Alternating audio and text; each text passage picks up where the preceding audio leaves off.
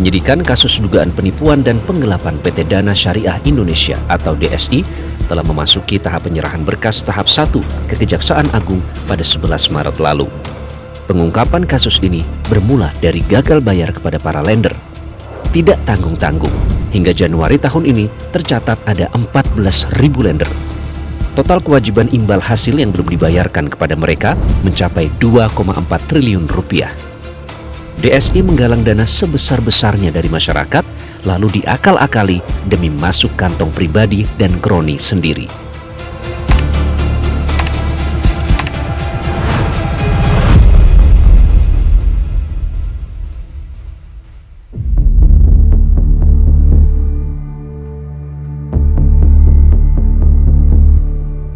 Setelah Baris Krim Polri menetapkan 4 tersangka, kini Otoritas Jasa Keuangan juga membekukan izin pendaftaran akuntan publik Danang Rahmat Surono. Akuntan ini ditunjuk oleh PT DSI untuk mengaudit laporan keuangan tahunan 2024. Pada tanggal 2 April 2026, OJK juga telah menaikkan sanksi administratif berupa pembekuan pendaftaran kepada akuntan publik Danang Rahmat Surono terkait audit laporan keuangan tahunan audited atau LKTA tahun 2024 PT Dana Syariah Indonesia karena belum menerapkan 12 standar audit secara memadai, sehingga tidak memenuhi ketentuan pasal 21 ayat 1 huruf C POJK nomor 9 tahun 2023. Paguyuban lender PT DSI menyayangkan lengahnya sistem pengawasan dari OJK, sebab DSI sudah beroperasi sejak tahun 2017 dan mengantongi izin tahun 2021. Kami mengenal Dana Syariah Indonesia ini pertama memang dari iklan ya. Dari iklan yang pada saat itu memang gencar sekali di beberapa TV. Bahkan menggunakan brand ambassador yang cukup terkenal, Bapak Dude Herlino. Itu sangat meyakinkan kami sehingga banyak lender ini tertarik ya dengan ini. Dan juga strategi dari DSI ini masuk ke perusahaan-perusahaan kepada pensiunan, calon-calon pensiunan ini. Dia meyakinkan pensiun yang bahagia, pensiun yang tenang gitu kan. Dengan strategi pemasaran itu yang meyakinkan, didukung tentunya oleh manajemen internal dari perusahaan kan, dibawa. Sebagian yakin ya bahwa ini akan menjamin ya kan.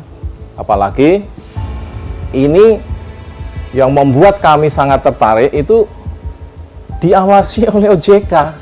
OJK ini kan lembaga negara yang tentunya akan melindungi aset kita diharapkan nanti. Yang kedua, diawasi oleh Dewan Pengawas Syariah karena ini syariah.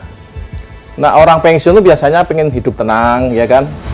Hidupnya orientasinya tidak lagi dunia tapi akhirat lah. Kita bagaimana menginvestasikan ini yang berkah. Bapak Ibu pendana dari PT Dana Syariah Indonesia, pertama kami mohon maaf sebesar-besarnya dan prihatin mengenai kondisi keterlambatan pencairan. Gejala imbal hasil tersendat mulai dirasakan lender pada Mei 2024. Puncaknya pada Oktober 2025, pembayaran mandek total, lalu dilaporkan ke OJK. Di bulan Mei 2024, itu yang tadinya mengambil imbal hasil ataupun pokoknya itu bisa setiap saat, ini mulai dipospon 1 minggu, kemudian juga imbal hasilnya mulai agak seret. Kemudian puncaknya nih di Oktober 2025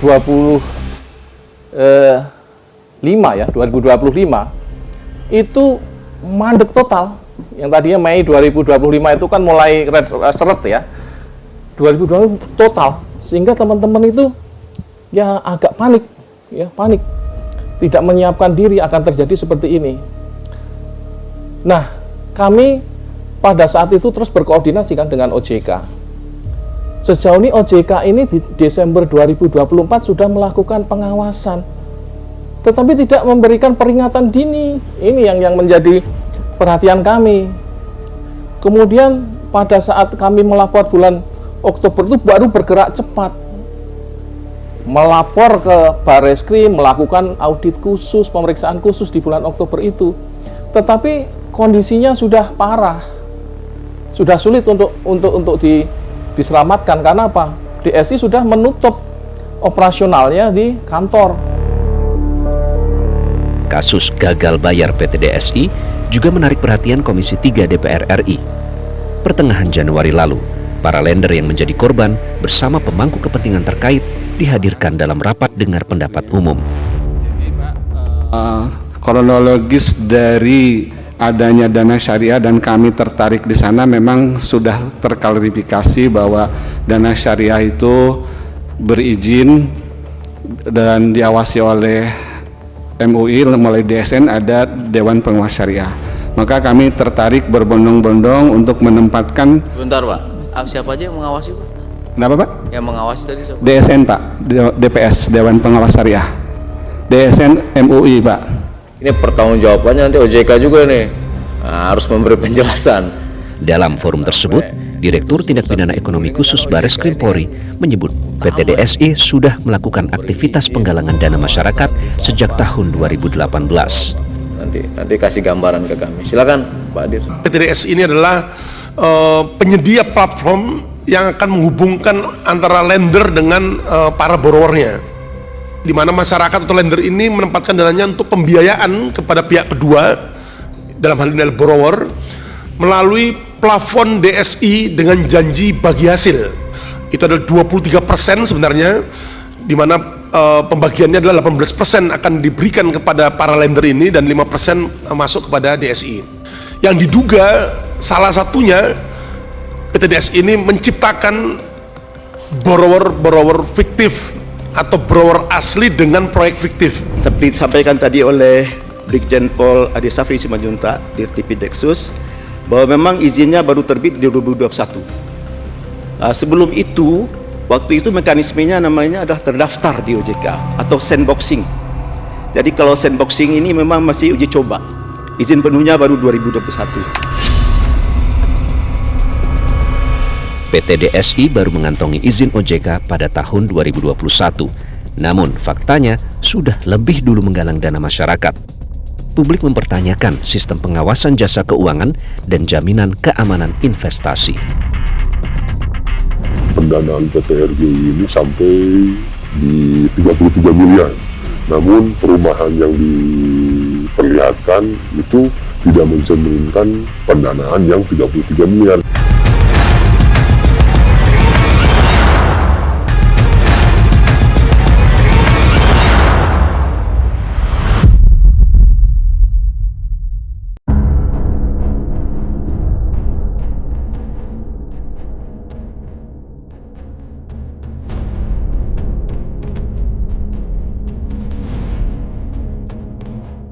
Dalam operasionalnya, PT DSI getol melakukan promosi. Perusahaan ini kerap muncul di beragam acara forum properti di beberapa daerah. Dana Syariah adalah fintech syariah di bidang pendanaan, yang khususnya pendanaan untuk proyek-proyek properti dan untuk invoice financing bagi kontrak-kontrak yang sudah terverifikasi. Dari channel YouTube resminya, diketahui PT DSI sudah menawarkan pendanaan properti sejak tahun 2019. Fakta ini terlihat dari tayangan yang menampilkan perkembangan proyek properti yang didanai oleh lender.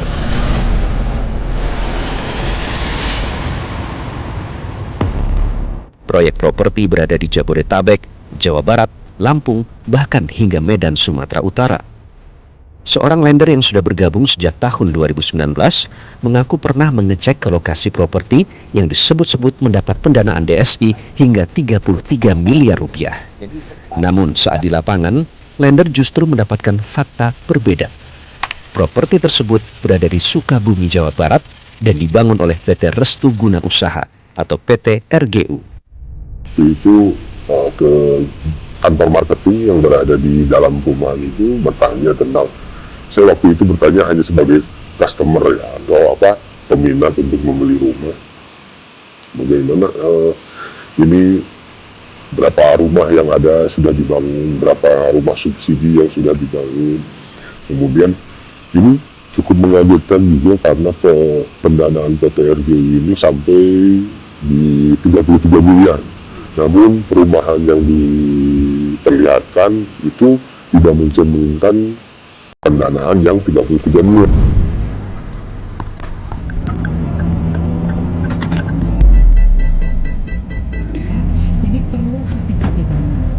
Berbekal informasi tersebut, Realitas mengecek langsung ke lokasi perumahan Bela Negara Tugu Regency di Sukabumi.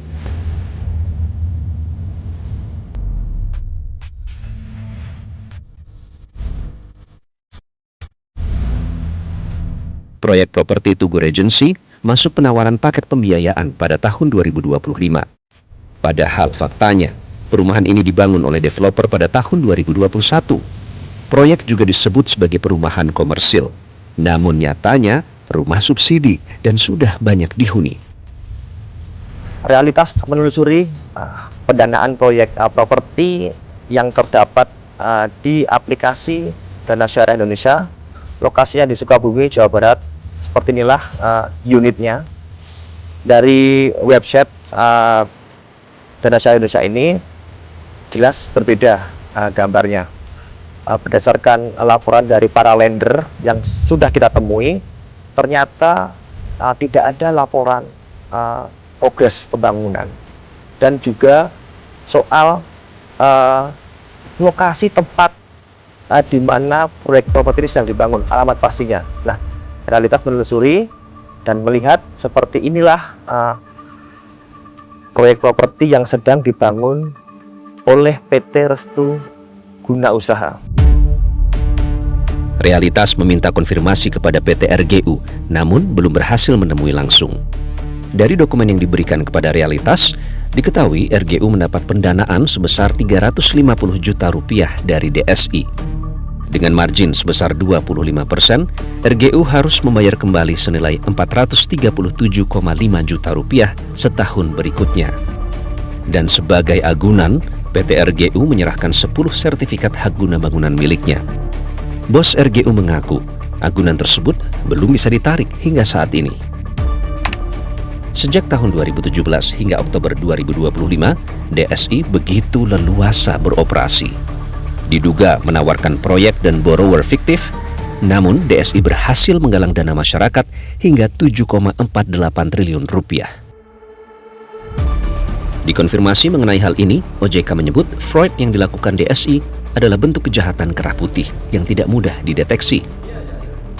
Ya, memang kalau diawasi itu menjadi kewajiban kita ya. Kita sebagai lembaga negara yang independen, kita tetap kita awasi. Nah, hanya saja memang dari banyak yang kita awasi, memang ada saja nih yang satu dua yang melakukan fraud. Ya harus ditindak, Pak. Jadi harus begitu. Dan kebetulan kan saya pernah di bidang hukum dan penyidikan. Ya, yang praktek-praktek nggak betul ya kita sikat aja, gitu. Harus dalam rangka penegakan hukum ya.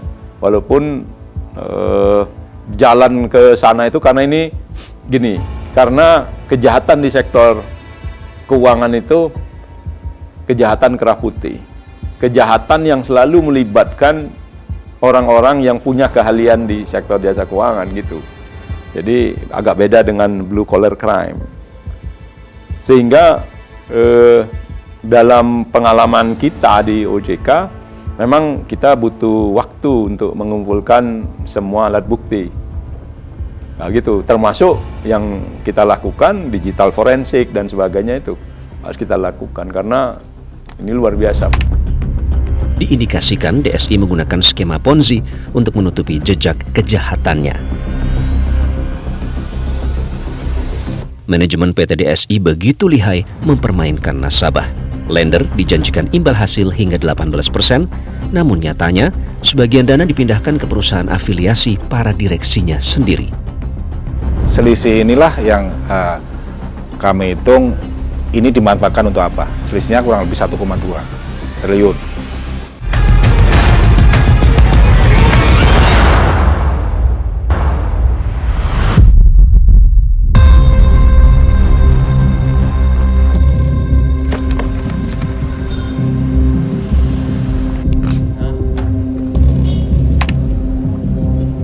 Inilah aset-aset milik para petinggi PT DSI yang telah disita oleh Bareskrim Polri.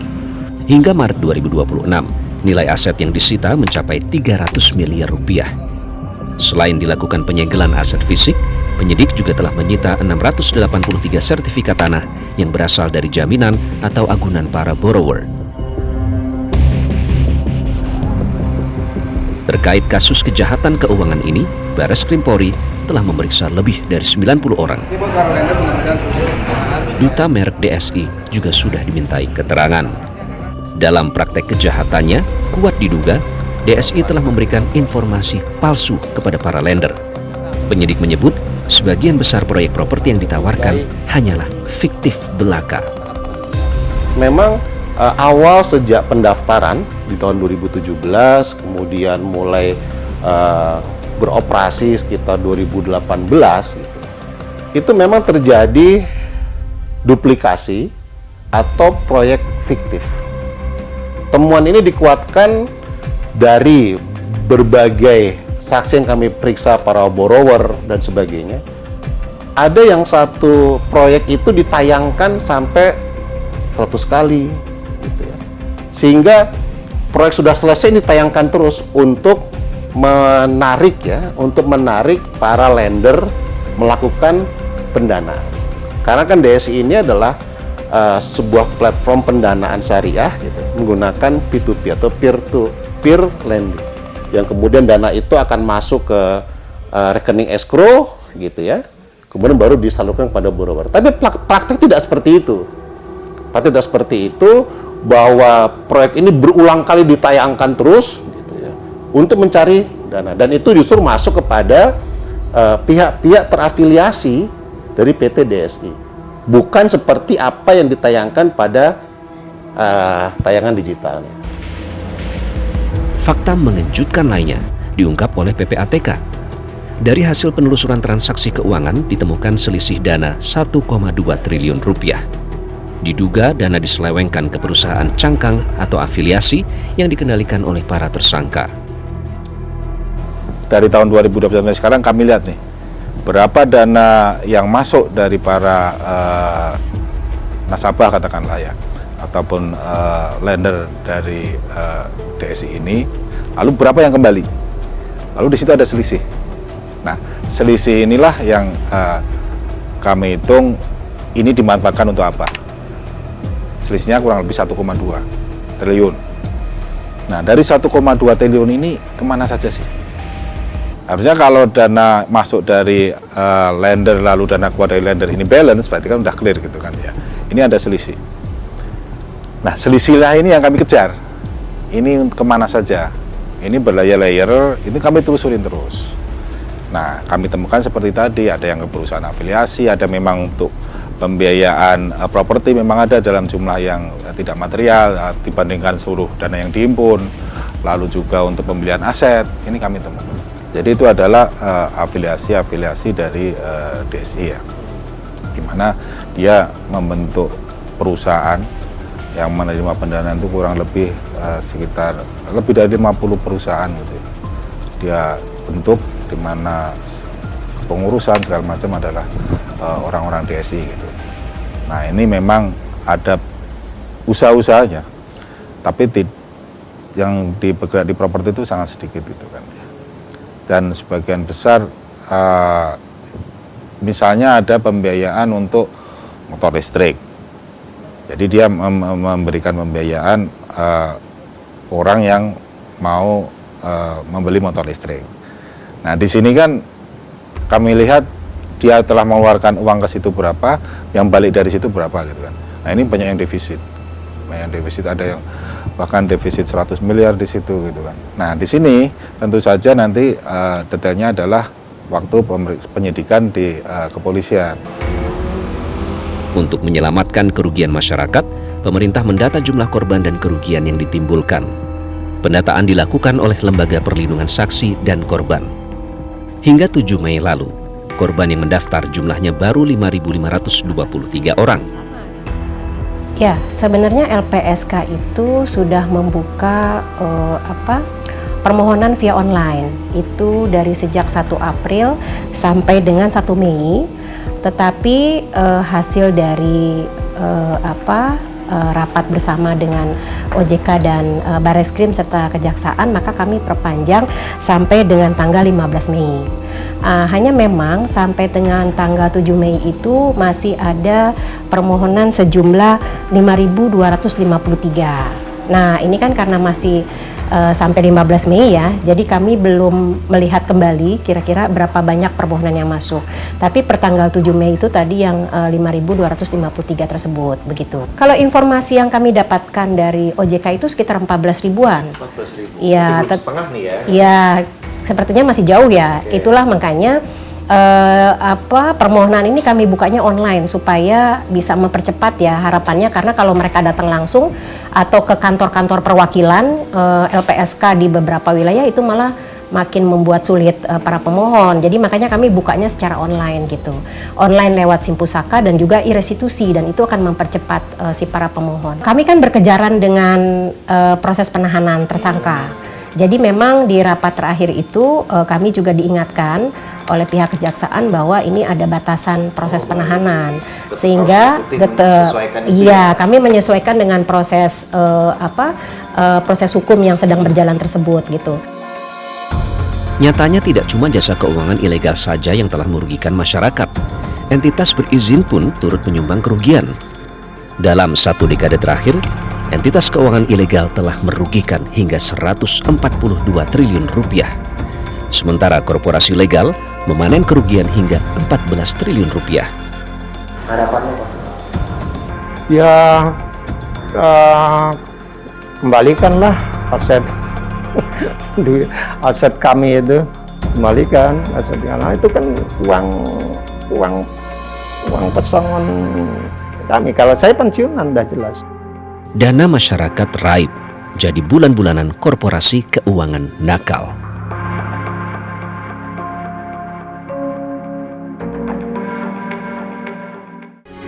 Metro TV. Jelajahi cara baru mendapatkan informasi. Download Metro TV Extend sekarang.